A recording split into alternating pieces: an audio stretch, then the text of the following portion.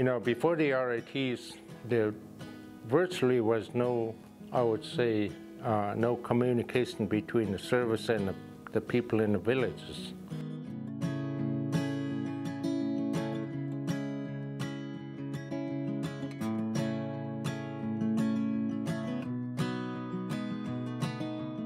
Just how vast it really is, how big it is. And our objective is to manage wisely in cooperation with the tribes on the Kuskokwim River, to try and talk to over 50 villages on any management activity, and that's been kind of a true challenge in how do we best manage out here. I think having local people on your team is absolutely critical because of the different ways that things are interpreted on both sides. And having somebody local, they can help frame the discussion in a really effective way.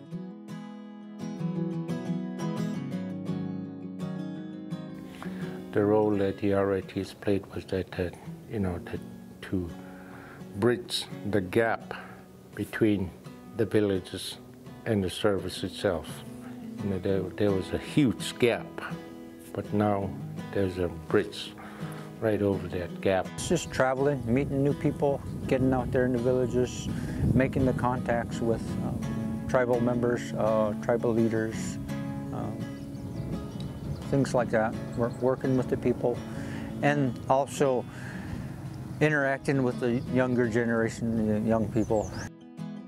These are folks that have our values, that believe the same things that we do, that want the same things for their children and grandchildren, and they're just such a critical part of disseminating information and collecting information so that there is an open door of communication both ways.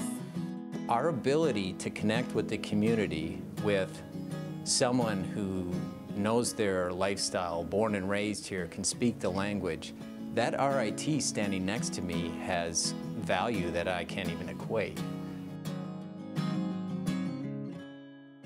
It's hard for folks from maybe our community, a Western-style society, to understand that it's okay to stop talking. It's okay to have a pause that lasts a long time. Like some of the people from Low 48 that come up, when they speak very fast. And it's really hard for the people in the villages to understand. And I have to listen very carefully when they're speaking. I have to think of the right words when I'm translating, both in Yupik and in English too. Or even an elder wants to speak in Yupik, it gives them the ability to do that, and Chris can translate it for me, and we can share that information that way. But also it helps to demonstrate my deep respect for what their language is and what their culture is. And Chris is kind of that link to us both ways. Communication from the villages to us and us to the villages. And that just means the world to local people when there is an interest and a respect shown to the local culture and the local language, because our language really is a vehicle for our culture.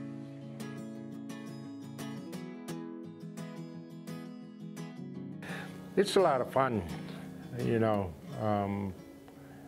I especially had fun when I was out on the coast when we were doing an Emperor Goose outreach, and I had a chance to go to my village and talk to the people out there.